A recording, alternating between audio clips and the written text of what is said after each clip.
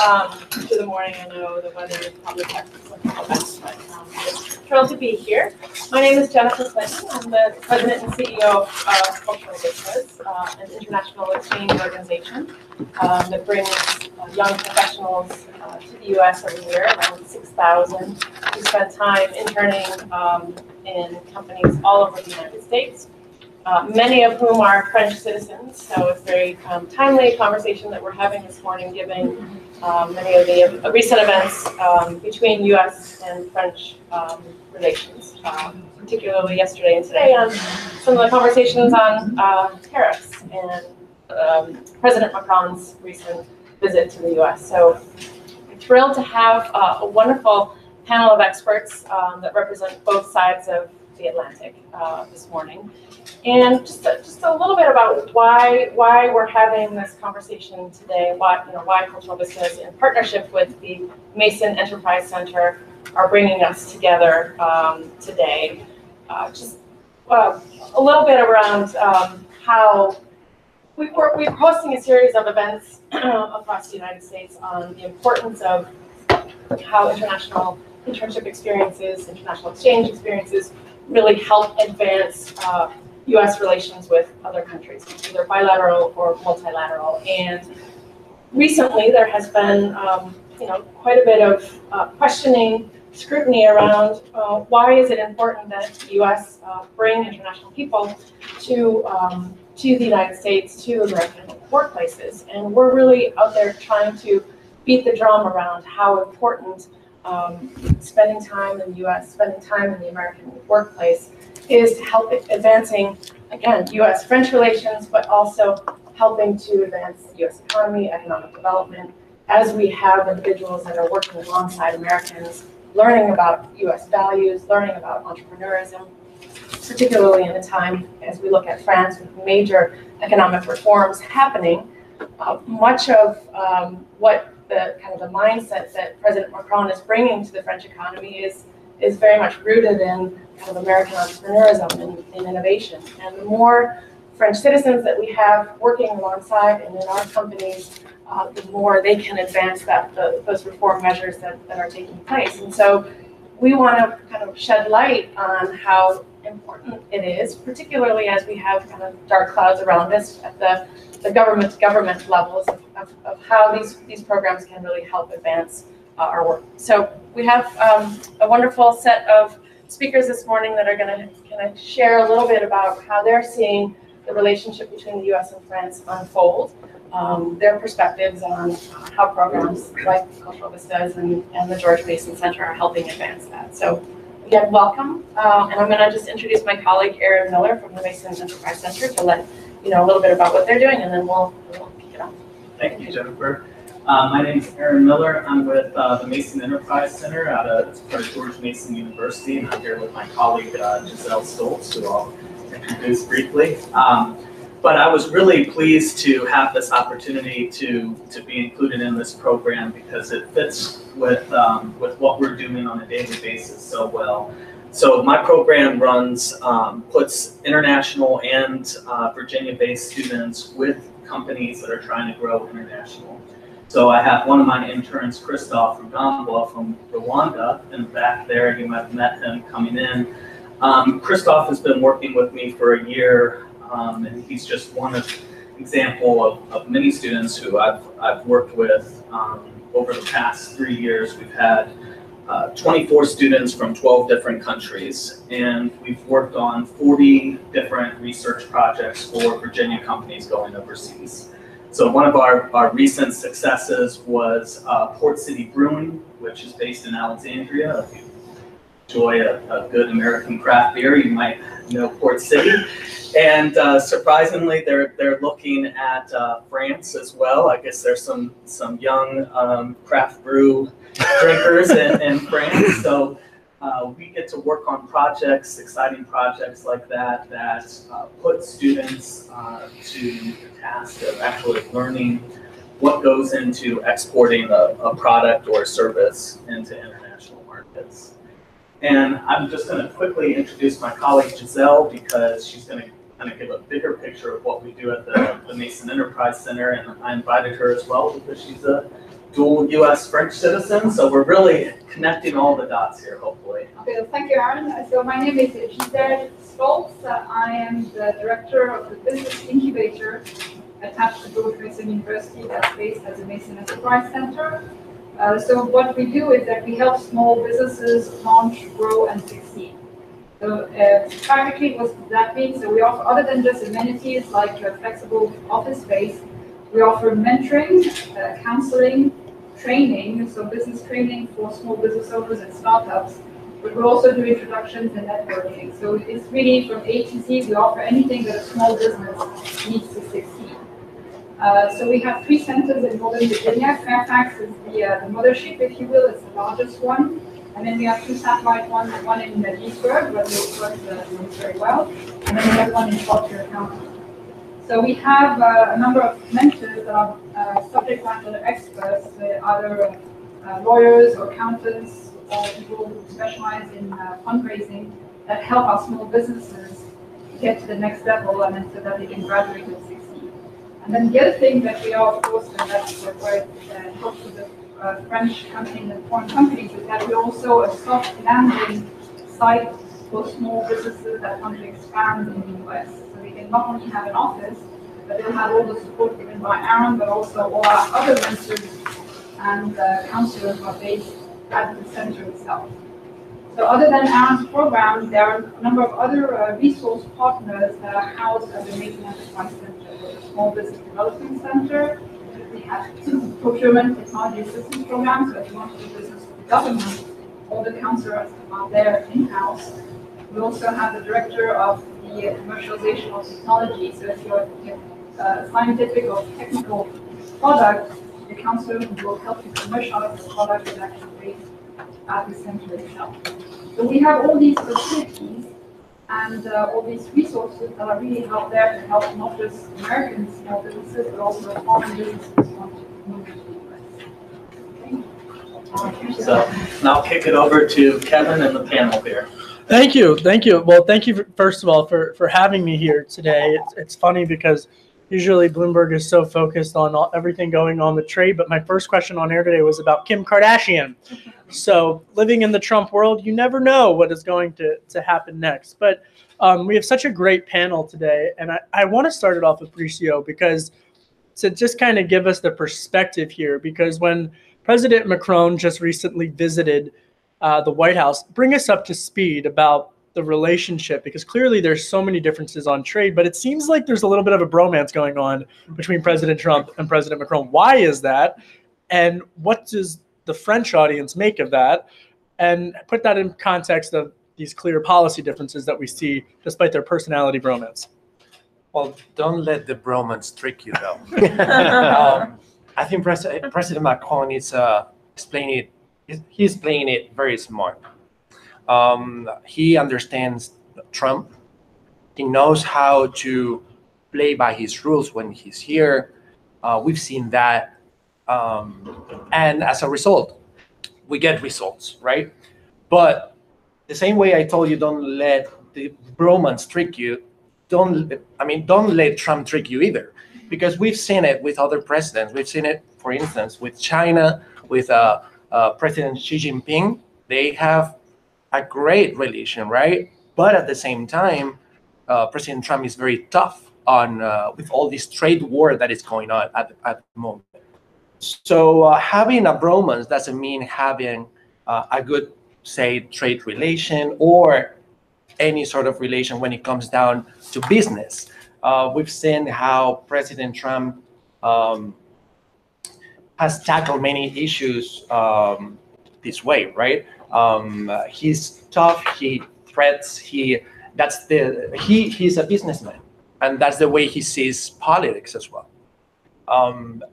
And the fact that he went to Paris and had dinner with the president and the first lady in the Eiffel Tower. That doesn't mean, and the way that Macron came here and they have a lovely time, right? But that doesn't mean that we are going to see that reflected in policy the way we thought it might. Right, but Laura, I mean, President Trump isn't doing that with Chancellor Merkel. So what's going on here?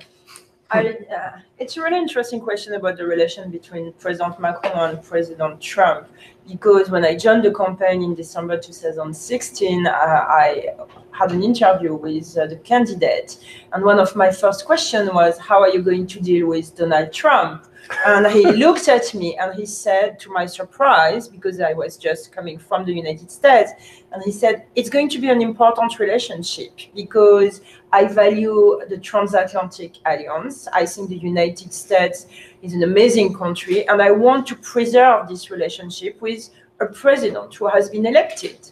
And I was quite surprised by that. And then during the campaign, we can see that the candidate was definitely doing a campaign inspired by Barack Obama campaign based on hope and change. But also he wanted to maintain a very good relationship with President Trump. And the day after the election, one of the first phone calls, and I witnessed this phone call, and I have the freedom to speak about it, was President Macron and President Trump on the phone together. And it was an amazing phone conversation with Donald Trump saying, you're amazing, you're amazing. This is absolutely amazing what you did. Melania and I feel like I'm there. I know, yeah, but Melania and I, we watched you all night, and wow, it's amazing. And he was repeating that, and then Emmanuel Macron, the president-elect, was listening, and then suddenly they spoke very seriously about two issues. They spoke about the importance of the relation between France and the United States, and also the fight against terrorism. Mm-hmm. And then after 20 minutes, there was something, and you're going to be amused by that. President Trump said, listen, I'm going to give you my cell phone number, so like that we can speak directly to each other. And I witnessed the two presidents exchanging their cell phones. But despite that, I think President Macron understands that the United States is still a major player in the world we live in. And he did not want to be, at this time, 1 year ago, confrontational. I really think that there was a turnover recently during the state visit when President Macron was here with the Iran deal. Mm-hmm. I think it didn't go the way it was supposed to go. I think President Macron was quite surprised in the Oval Office by the statement of President Trump. Yeah, I was really struck by President Macron's speech to Congress, because I thought it was an incredibly nuanced political tightrope that he had to walk, and he walked it perfectly. I want to ask one follow-up question to you, because when I watched the Netflix documentary on Emmanuel Macron, if you haven't seen it, you have to watch it. She's one of the stars, and it's kind of similar to the Mitt Romney documentary but he wins. So, but I was struck in terms of they're so politically different in many ways. Obviously, they have things that they agree on, like terrorism and the importance of the relationship. But in terms of policy and their constituencies that they represent, but both of them ran very campaigns that were underdogs. And I almost am wondering if you think that there's almost a respect there, because they both had, for very different reasons, though, tough campaigns.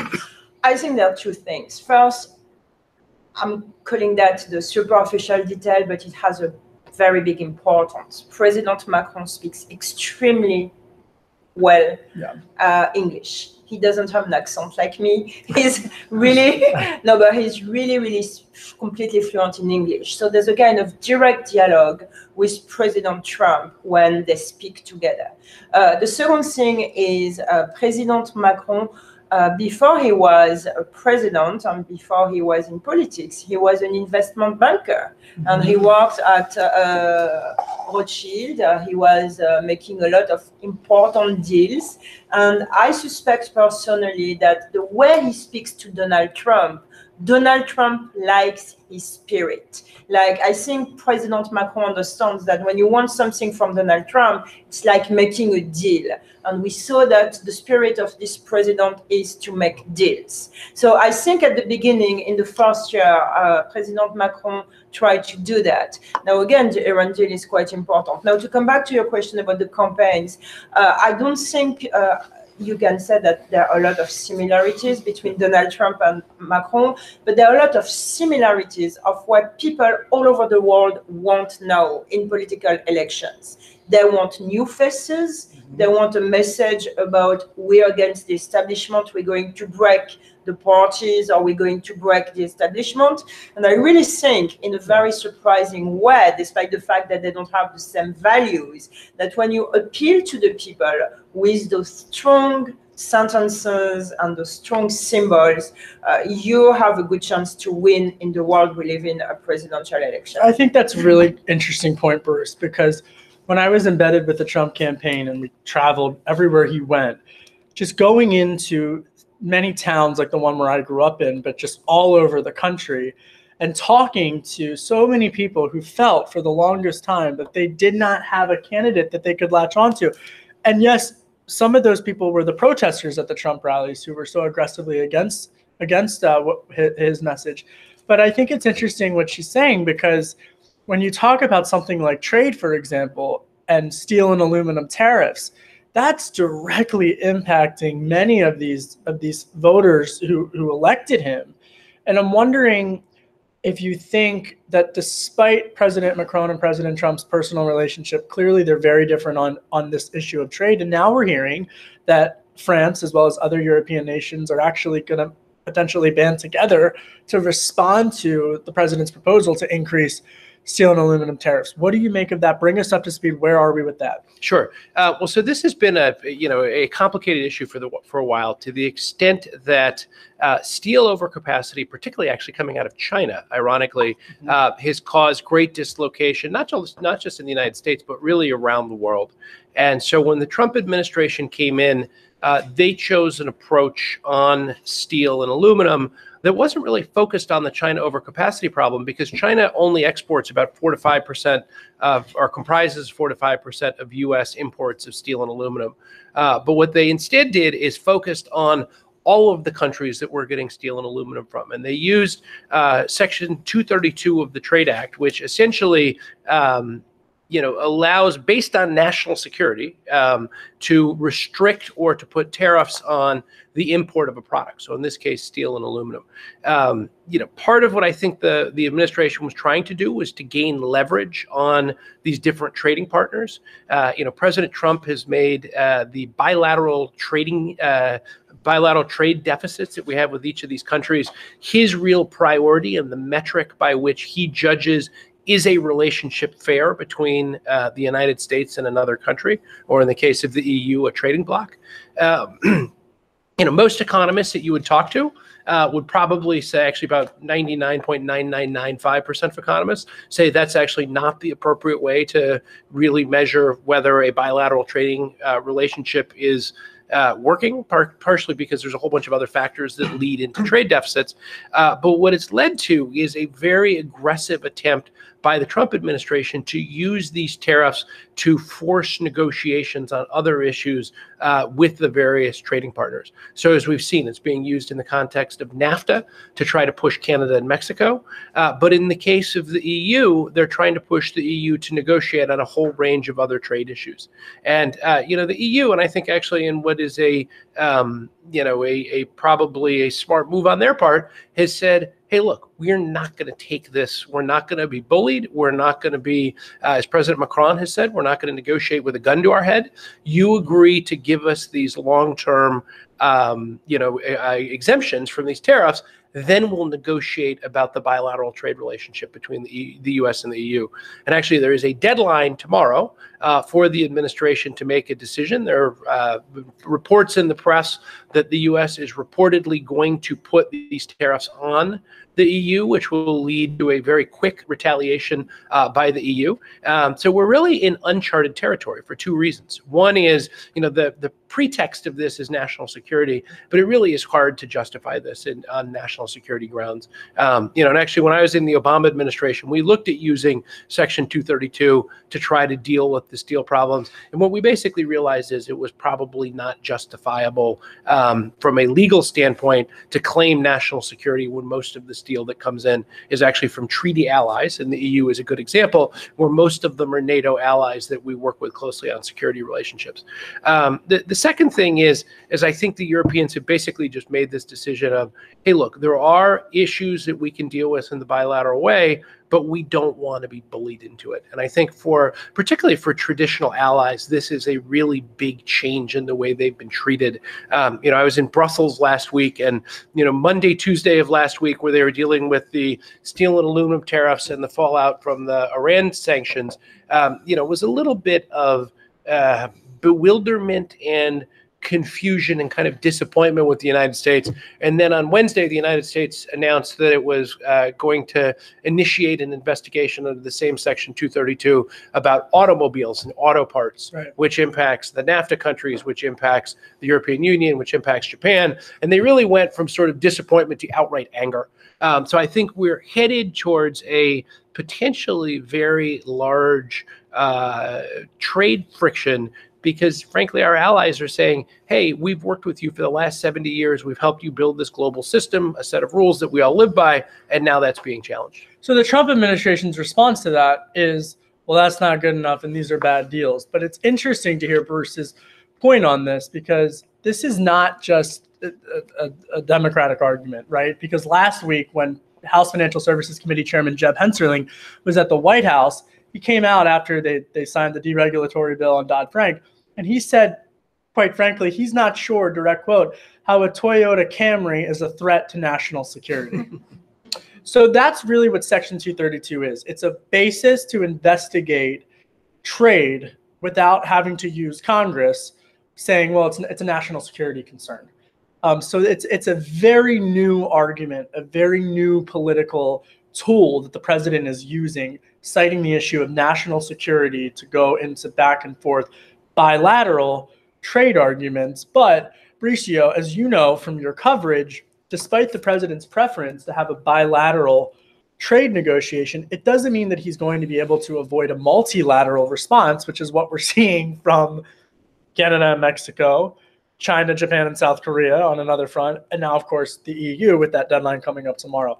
Talk to me about the European response and frustration, just as Bruce was saying, and really how this might even further intensify arguments, but also whether or not if President Trump's message of getting countries to the negotiating table is working or not. Well, I think we need to have something to take something into account when it comes down to the European Union, and is that they are in a position of strength as well. When we look at NAFTA, for instance, who's in a position of strength? The EU. Yep. When we look at NAFTA, right? Look at Mexico. Yes, they have some leverage, but at the end of the day, they depend on the US quite a lot. The European Union, as Bruce said, they are in that position that they can actually say, no, we're not taking this, we're not being bullied. And if we want to play by the rules, those rules have to be rules that we both accept. So taking that, we have a different scenario. What we are going to see is probably, as Bruce said as well, and the reports are out there already, we're going to see tariffs starting tomorrow. And we're going to see a retaliation. And then is when the fun begins. So it's going to be different because it's a group of countries that are strong.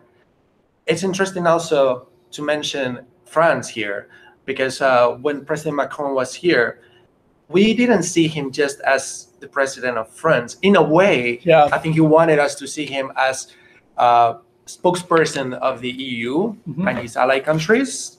And we saw that in different moments during his state visit. And then, of course, we have Chancellor Angela Merkel. So we're gonna see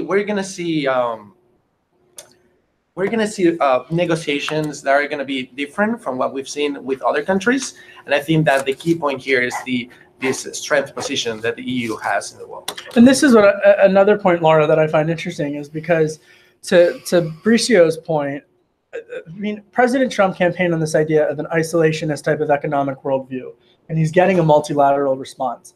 But also, I mean, there's a supply chain. There's this thing called supply chain, right? I mean, you can't just live in a vacuum where the U.S. is the only economy. And when Aaron talks about Portsmouth Brewery trying to open up a store in France, I mean, those beer cans are made of commodities and aluminum. And so how does that, I guess, impact, or what message do you think we're going to be seeing from a political messaging standpoint ahead of midterm elections, where Republicans are going to be forced to go to their districts where they're campaigning and talk about this heightened environment to workers who are really on the front lines of things like Section 232? I'm not going to speak about what the Republicans are going to say during the midterms. I just think that the issue of globalization now is a political issue, and that people are extremely worried. And that in America, like in France, when you go to a town hall meeting to convince electors to vote for you, it's really easy to rise, oh my God, you're going to lose your job, your factory is going to close, and we have to protect you. And I think Donald Trump in his campaign, and also the Tea Party people, did that extremely well and are going to do that. I think that President Macron, at this moment in France, is really trying to reform France in the global world, but also to make sure that Europe is staying strong. And it is a challenge because you have different elections, you have the Brexit effect, you had this weekend the Italy elections, which were not really good for democracy. You know, we don't know what's going to happen. And you can have different signs of different forces merging together, which could weaken Europe. And I think President Macron is really trying to be, in a way, a new leader in Europe. Not only the French president, but someone who is trying to protect a certain idea of Europe. And he definitely wants also to reinforce something which is not very strong at this moment, which is the relationship between France and Germany. It was a relationship which was built in 1963 by de Gaulle. And the idea was Europe has to be strong with a kind of very, very strong relationship between France and Germany. And I think with the weakness of Angela Merkel, President Macron at this moment also is trying to fight that. What I think was interesting was yesterday what happened with President Macron when he wanted to reform, and he said that the World Trade Organization, the WTO, and I think one of his quotes that I have here defines what he's trying to do. The new rules must meet the current challenges of world trade, massive state subsidies creating distortions of global markets, intellectual property, social rights, and climate protection. And I really think that's what President Macron at this moment is trying to do. That sounds similar to what President Trump has tweeted about China taking advantage of the WTO, does it not? I mean, are we kind of watching some potential synergy on that front, Bruce? Synergy may not be the word I would use. Look, here is the challenge, which is because of globalization, digitization, automation, you've had a huge amount of displacement of workers around the world. And with everything that's going on in technology, that's only going to continue. In the developing world, we frankly have not figured out how to totally deal with that yet. And so where that results is for citizens, and particularly in political campaigns, to blame trade. Trade's been going on since the beginning of time. Frankly, we live in a much more global world, but the people who believe in a global trading system and an interconnected world have not done as good of a job defending and explaining the benefits of that. And I actually give President Macron a great deal of credit because he stepped forward in a completely unrestrained way and said, I am going to defend this global system. And to your point, the problem with synergy, the synergy is there are many within the Trump world who believe that not only does this global order that the United States has taken the leadership in creating institutions like the WTO, they believe it doesn't really work for the United States anymore. And, you know, before the WTO was created, the bigger countries would use their leverage and their size to essentially get the smaller countries to agree to, you know, preferable terms on trade agreements. And just, you know, you actually mentioned 232 being a new tool. It's actually an old tool that went away when the WTO was created. And now what we've done is we've gone a little bit our policy has gone back to a pre-WTO world. And, there is no doubt that there are legitimate criticisms of how the WTO works right now. And there have been times that the WTO has made decisions that we probably wouldn't agree with. And frankly, I think they've tried to embrace the Chinese and bring China into the global trading system. Now, there are two problems with that. One is in those efforts, some of the decisions that were not as good have led to an alienation in the developed world who feel like, hey, wait a minute, this system really isn't working anymore. And then the second is, and I think there's a very legitimate criticism, and it's something that I dealt with a lot when I was in the Obama administration, that China has not lived up to its commitments, both implicit and explicit. When they entered the WTO, there were a number of commitments they made that in a lot of cases they just haven't lived up to. And then there was an assumption that they would go from being a communist, government-driven economy to becoming a market economy. And so when they entered the WTO, there was a little bit of a gamble by the West to say, okay, we'll bring you into the trading system, but we expect that as you develop, you'll make these changes and you'll accept our rules. But what the Chinese have done is two things. One is it's still a government-driven system. It's kind of a hybrid system between state capitalism and private capitalism. But second is they've cherry-picked to a certain degree which rules they will follow and which ones they won't follow. And that's been a real problem because it has led to them being able to exploit some of the weaknesses in the WTO, leading to a massive amount of frustration, not just in the United States. I mean, for a long time, this was just an issue in the United States. But interestingly, now you see the Europeans growing increasingly frustrated. You see the Japanese, the Koreans, and everybody saying, hey, wait a minute, China's got to change if they want to be a responsible part of the global trading system. The challenge is, and this goes to the point that Laura made a little bit, President Trump has approached he really approaches this not in a multilateral way, that is, we work with our allies to confront China together, but more in a unilateral way, which is, we are the United States, we're the biggest economy in the world, so we're going to take them on our own, and we don't need the help of others. And the one thing that really, that I think where that theory falls down, and this whole idea of America first, we've got the biggest economy, so everybody else should play along to the set of rules as we want to play it, is, and this is something that both TPP and TTIP with the Europeans was both premised under, which is the United States is only 5% of the world's population and 20% of the world's GDP. And as markets grow in Asia and Africa and Latin America, both our percentage of the overall population of the world and also our percentage of GDP compared to the entire world's GDP is going to shrink. So for our companies to be successful and frankly to grow jobs in the United States, we have to be globally competitive. So the idea of just focusing on the US market to the exclusion of everything else is not a great winning strategy in the long term. I think I'm showing my age when I say that Section 232 is a new tool. But I think it's interesting to what President Macron was able to do as what I call a screaming centrist, someone who was really able to. He doesn't like to scream. Doesn't scream. He doesn't. Radical centrist. But was able to really kind of capture some type of personality with centrist ideology. I mean, that's so rare.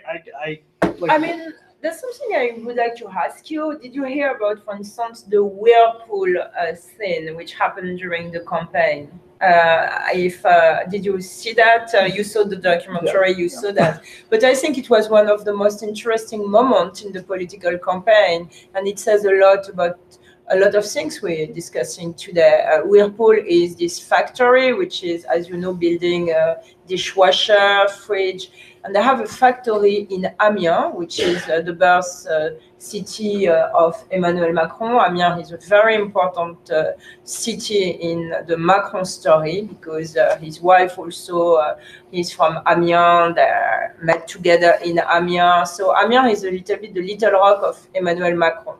And there was there was this factory which was for many years a problem for Whirlpool, an American company, and they wanted to lay off people, or they wanted to ask the workers to go to Poland. And for 3 or 5 years, they asked the people of Amiens working in this factory to go to Poland. Of course, they refused. Of course, the unions came into the negotiations. It was a big mess. The American management was extremely tough. They didn't speak to the unions, and it became a huge political issue with a lot of consequences and a lot of symbol between capitalism and another vision of the society.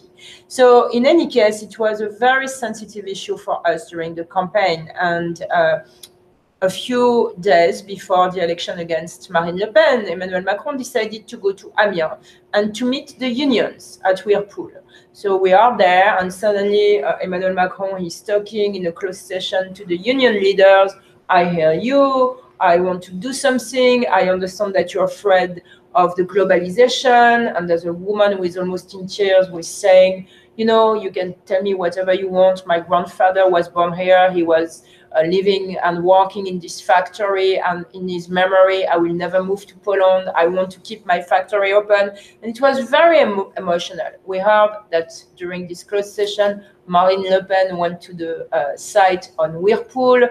So there were 100 cameras there. And Emmanuel Macron decided to go to the site after the closed session with the unions to speak directly to the workers. And I can tell you that I never saw that in my life.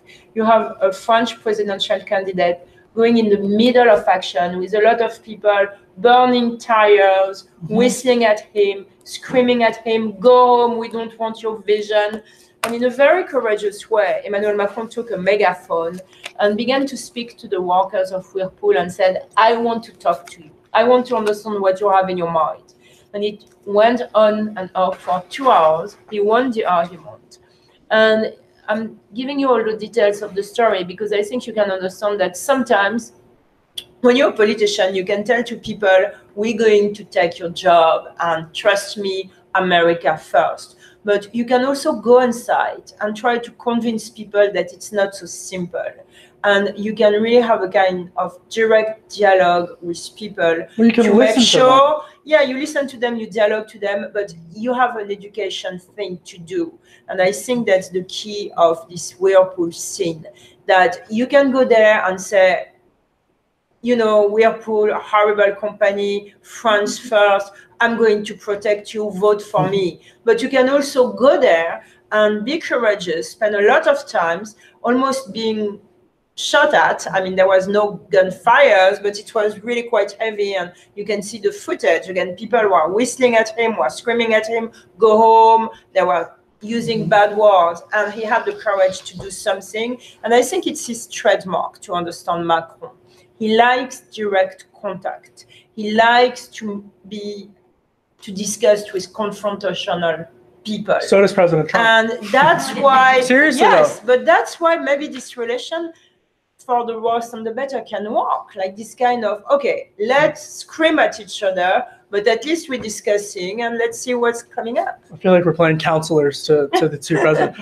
I think it's interesting though, the scene that you're describing, and again, go watch this documentary, but it is literally the scene that I saw at every Trump rally with it was not as, without the candidate going in the middle, but the protesters and but he the didn't Trump go supporters. To talk to the protesters. Right, he went to the factory. He was using the protesters in the meeting. Right. And he was using in a communication way the protesters to his advantage. I mean, he didn't do, in my personal opinion, traditional meetings. He was doing a TV show, and the protesters were good for the TV show because you didn't speak about his message. He was playing with that. I think it was extremely dangerous when he was looking at the protesters and when he was look and make people scream at the protesters, and it became part of the and it became part of the campaign, which was quite important for him. Yeah, I called that my work commute for a year and a half.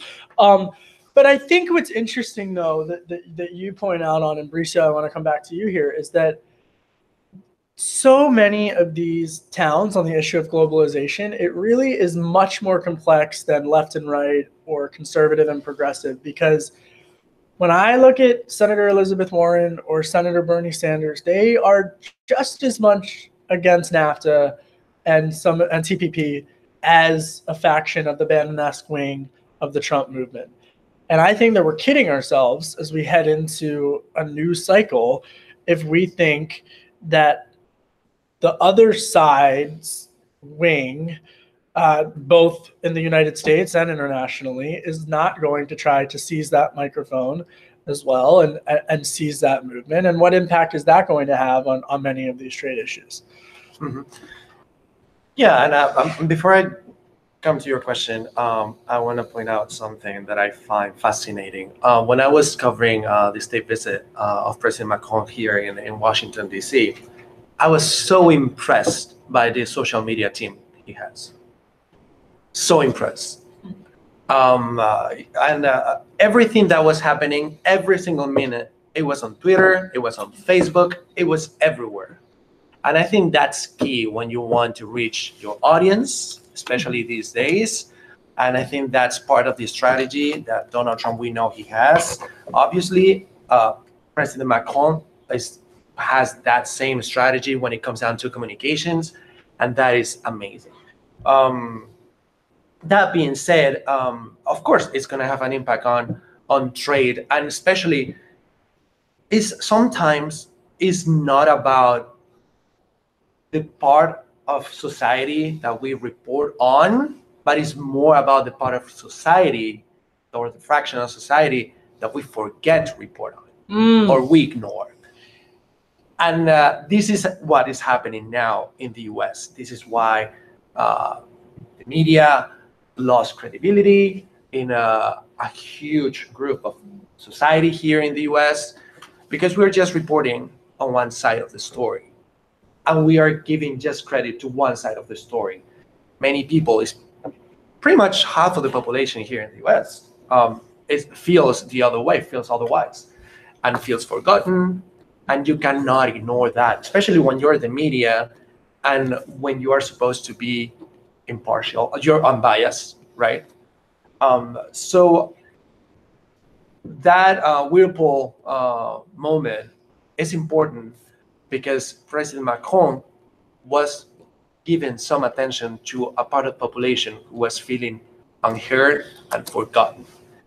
And I think that's key when it comes down to politics, and that will have an impact not only on trade, it will have an impact in any kind of policy that you can imagine during your time in office. Bruce, come in here. Look, I think he's right. I think, part of the challenge of this is the supporters of trade have done a very bad job of communicating the benefits. And ironically, prior to Donald Trump going against NAFTA, NAFTA was relatively unpopular among the American people. And I would actually argue that there's no doubt that trade causes displacement, but it vastly benefits the majority of Americans. And what we haven't done, and I think this is the point, not only has the media not spoken to it, but we also haven't really focused on the people who have been displaced. That, a huge percentage of the population can reap the benefits, but we also have to really be laser focused on the people who are suffering the impacts of it. And I grew up in Syracuse, New York, a town where we used to make Carrier air conditioners, and we used to make GE TVs, and we used to make GM cars, and none of that stuff happens anymore. And unfortunately, part of the problem is nobody sat down and said, okay, we're losing those things, but what is our strategy to remain competitive?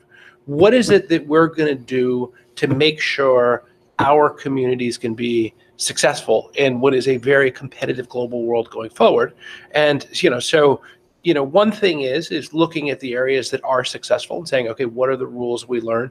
Pittsburgh, Pennsylvania is actually a great example of a steel city that was really hitting rock bottom. Has anybody been to Pittsburgh lately? It is an unbelievable city now. It's vibrant. It's got two great research universities in Carnegie Mellon and Pitt. It's got a booming local economy. It's got a hotbed of high tech. And that's what we have to do, is we have to look community by community and say, A, how are we preparing our workers?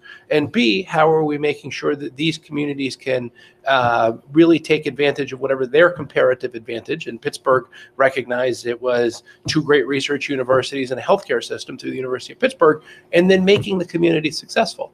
And that won't work everywhere, because there's some places that don't have the, comparative advantages, but we can help really increase the number of communities that are winners out of this, but that's been lost to a certain degree. And unfortunately, and it was made reference to, but too often political campaigns appeal to the fear of people. They don't appeal to the hope of people. And I think the 2016 campaign basically was a, how do we tell you what's wrong with your life, but without really giving solutions for how do we improve it. And, you know, and I will say, for the US to be successful, and any country to be successful, because I think Emmanuel Macron is very focused on this, there's really two choices, right? You can figure out how you can run faster, or you can try to figure out how to hold the other guy back, or the other, you know, countries back. And I feel that's a little bit like what we're focusing on right now. Not how do we run faster and be competitive in a global world, but how do we keep the others from catching up to us? And that's not going to be a winning strategy in the long term. So I do think we actually need to fundamentally redefine. I think in 2020, there is going to be a real opportunity for a candidate to come, as President Macron did, and appeal to people's hope and put forward a program that says, here's how we will make the United States, and, you know, as Macron is doing in France, competitive for the next 25 to 50 years. And if you have unity also for 2020. We'll get to unity. You have to make sure that you have not 51 candidates. The process has a magical way of working its way. Keeps me employed. I want to open it up to questions. If anyone has any questions about anything, please feel free to raise your hand and ask a question. Yesterday, Factor Index released projections for the economy for 2050. So I think it goes along to what all of you are saying, because they're projecting that China will be the first economy, India will be the second, the US will be the third. But what's interesting is that fourth, fifth, and sixth are Indonesia, Brazil, and Mexico. Japan will be 7, 8 Russia, 9 Nigeria, Germany 10, and France will be the third, just behind the UK and Saudi Arabia. Okay. Could you comment on that? Yeah, I'm going to comment because it's 2050. I'm just going to comment on the current situation because I don't know how we will be in 2050. But at this moment, Emmanuel Macron said, and all the people are saying in France, that the French economy is really quite improving. I mean, for the first time, the deficit is going to be under 3%, and it meets the benchmark that required by the European Union. You have the GDP, which grew by 1.9%. Last year, you have the unemployment, which is so important in France because it was so high, which is at this moment slowing, decreasing.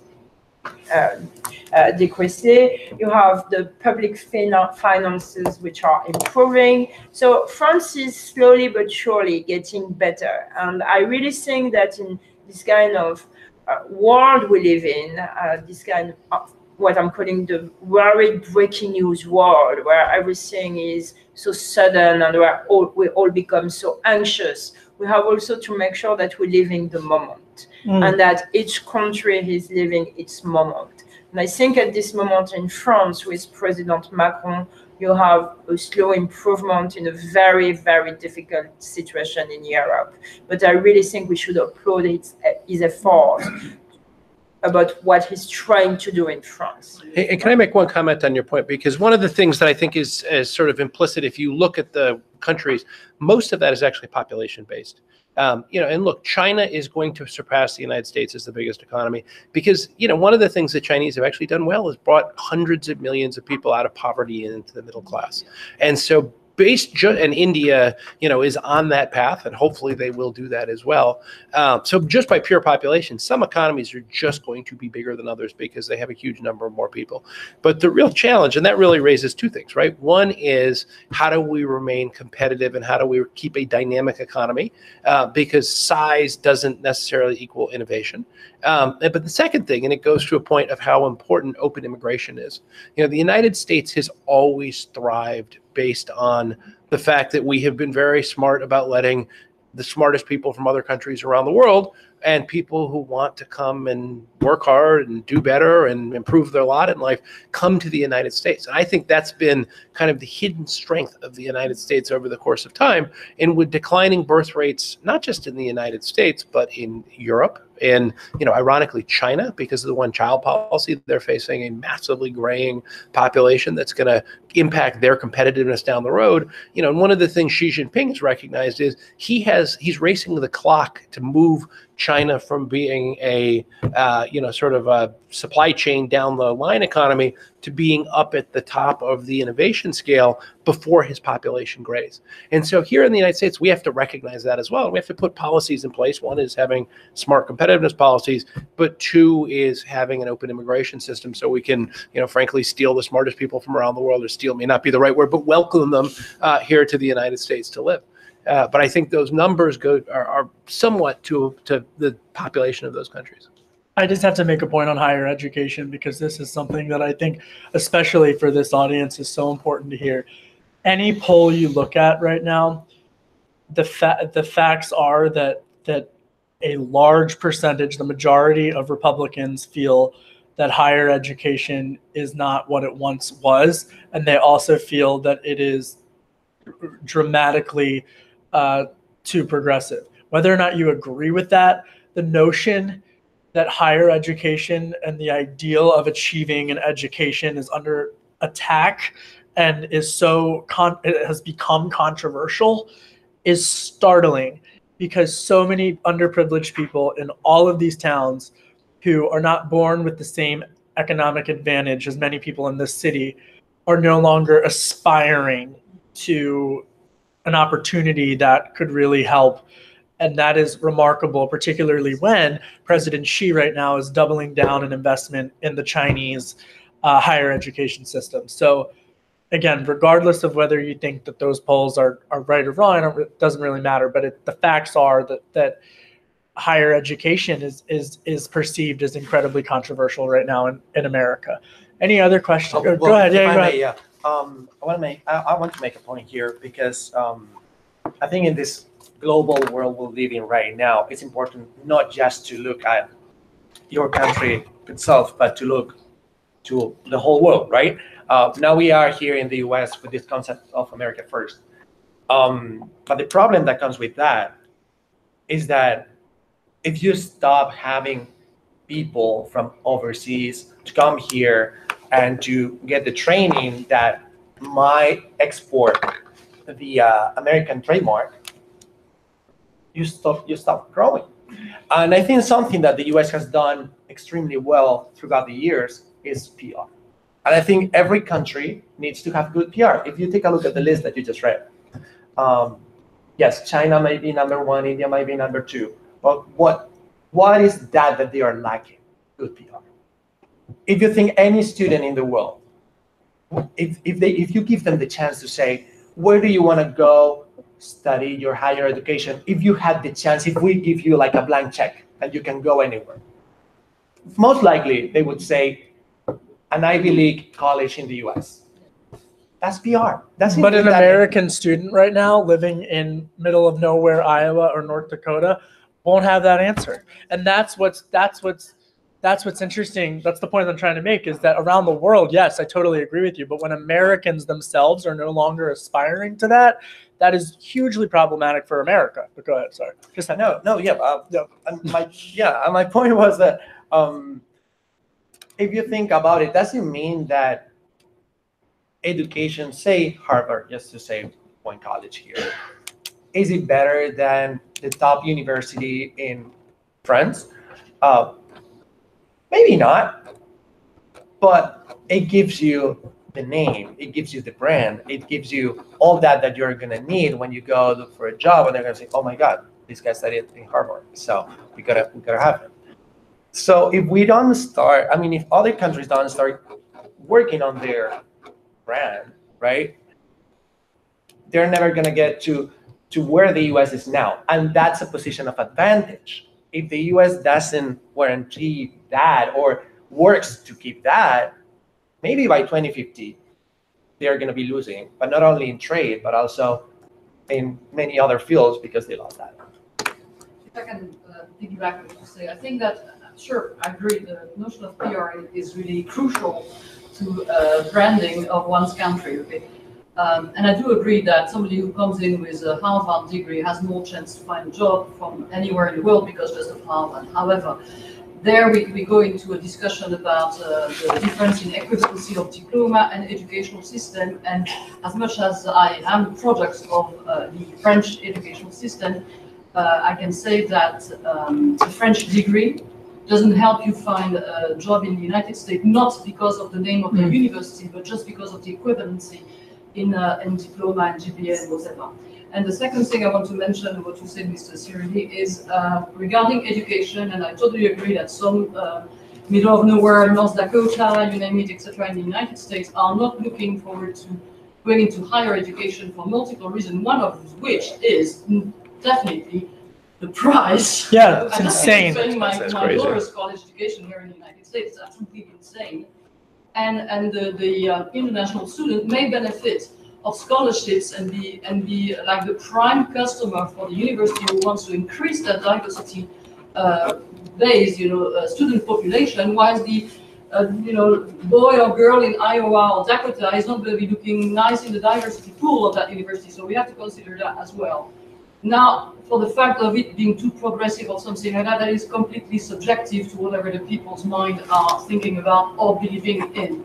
But definitely the price of education in the United States, just like the price of healthcare, is something that may take us behind. Right. I say this as a Penn State grad. If a big bank did what Big Ten schools are doing with the cost of tuition, they'd be dragging in to Congress.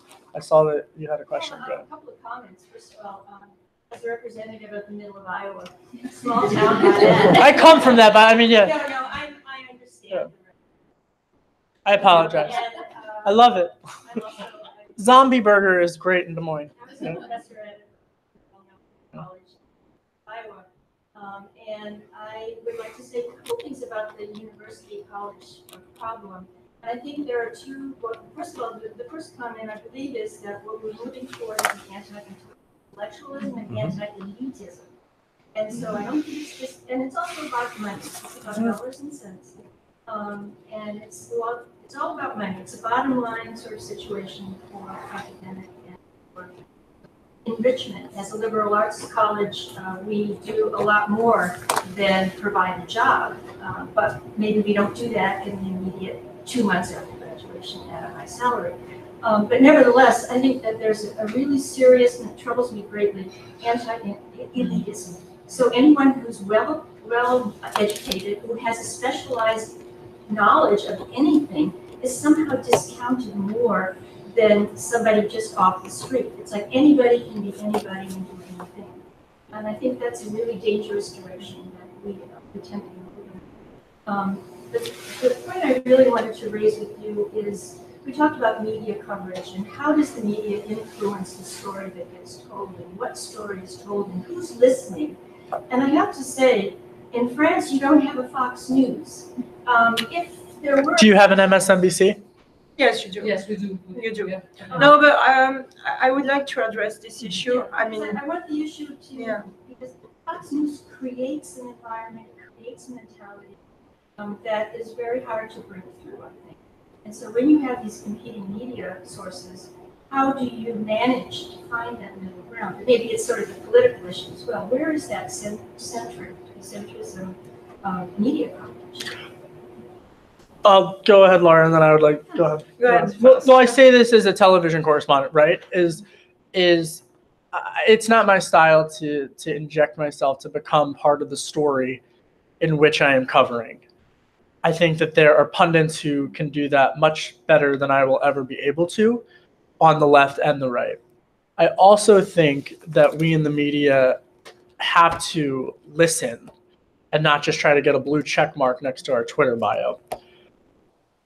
Second point that I would make is that I think that we're living under a rock in the media or anywhere if we don't believe that we're living at a time in which, and I'm a part of a generation that has great mistrust in institutions as a whole.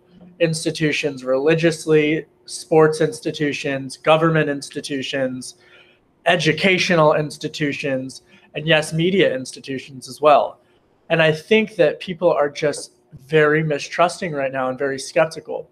But the third point that I would make when I get this question, and look, there are many people who are more interested in being television stars than being journalists. I'll leave it up to the viewer to decide which is which. But I also think that we're living in a time where we are what we click and we are what we tune into. And just like when you go to the grocery store, you have an option to eat McDonald's or fast food. And I like a Chicken McNuggets as much as the next guy, but you can't eat that every day. And I think that the news diet and the way that we teach children in particular how to become well-informed citizens and engaged in the process is so incredibly important. And I don't think we teach financial literacy well. And I also don't think we teach news literacy well either. And I would respectfully not just challenge everyone in this room, but myself as well, to really think critically about where and how I'm getting my information. Because Facebook, which sold ads in rubles during the last presidential election cycle, candidly should not be the source or the bedrock of true journalism. Go ahead. We should do a debate about that. That's my soapbox. Okay. I left the United States to do the Macron campaign. So for 1 year, I was away and I just came back and I'm speechless by what I see. I don't want to criticize the American media because I think they are really trying under difficult circumstances to do something. I just want to tell you that in terms of TV, Bloomberg, in my opinion, is something apart, but you don't have news channels anymore. You have political Trump channels. And I don't think you should blame the journalists. I think you should blame the people who are running those channels, because they're telling you, when you ask them, can you do something else than Trump? They're looking at you and they said, listen, last year we did 200,000 viewers on a regular day. This year we're doing 3 million on a regular day. The audience is absolutely extraordinary, so we're going to do that. And I think we all have a common responsibility about, do we want to be addicted to that? And I think Christoph in the New York Times was doing quite interesting op-ed about that. He called that my terrible addiction. Or do we want to turn off and see other things? I really have hope in the new generation. I'm calling them the Parkland generation, because Emma Gonzalez, for instance, during the stretchable event, they're trying to create another model. I don't know in which direction this model is going to go, but I think there's hope in the media world about the young people who definitely are using at this moment at their best Instagram, Twitter, Facebook, trying to create a new model. Do you want to be entertained or do you want to be informed? That's really, you can have fun. Do you want to see something else than Trump? And in America, it seems completely Turn on Bloomberg impossible. television. We have time for one last question. May I add yes. something? Yeah, right. Yeah, you turn to France 24. Or France 24, yeah. There you go. There's something really important we must not forget, and it's that people watch or read whatever validates their thoughts. Mm-hmm. So you might not have a Fox News in France, but you might find something else that is similar enough to your way of thinking, and that's actually what you're going to consume. What we're seeing here in the U.S. is that the media is so polarized right now. Do you think that a Trump supporter is going to ever watch CNN? No. MSNBC? Forget it. How about reading the New York Times? No. I might disagree with you on that, because I think at this moment what we see is there are a lot of people from different backgrounds who are going to the New York Times website, who are going to the Washington Post website. And I really think that people are looking all over. I just think that this Trump obsession has to be fought. And we have. I want to be very respectful of everyone's time here, and I want to hold us to that, because we could talk about this for hours. But we have time for one last question. That the gentlewoman in the back. Sorry, right behind you, sir. I'm so sorry. I called on her before. So sorry. Go ahead. Okay.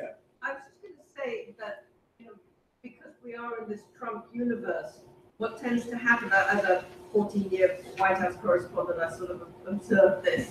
Other stories do get submerged, and arguably the most important story that came out in the last couple of days was the Harvard study showing that 70 times the number of people likely died in Puerto Rico and Hurricane Maria than the government numbers show. And that's only the most recent study that has shown that. So that's more people than died in the September the 11th attack. That story has barely been reported on, really. Why is that? There are a number of answers to that question, and most of the answers are not pretty. Kim Kardashian. Yeah. Kim Kardashian, North Korea, and that these are not white people. That's another part of it. And that these are not English-speaking people. That's another part of it. And that it's not Trump. Trump has also not tweeted on it. So it's an interesting dynamic, and it's not a direct Trump story, and it's a difficult story to report on because it means that everybody was wrong. So but this is just an example of many stories that don't get reported on, but it's being reported on in print. And many people come up to me and say, I don't know where to go to for my news. And I just say, well, I don't watch television news, I get my news from print. Because print is where television news, by and large, not Bloomberg, gets its news, and then they talk about it because they have to fill 24 hours.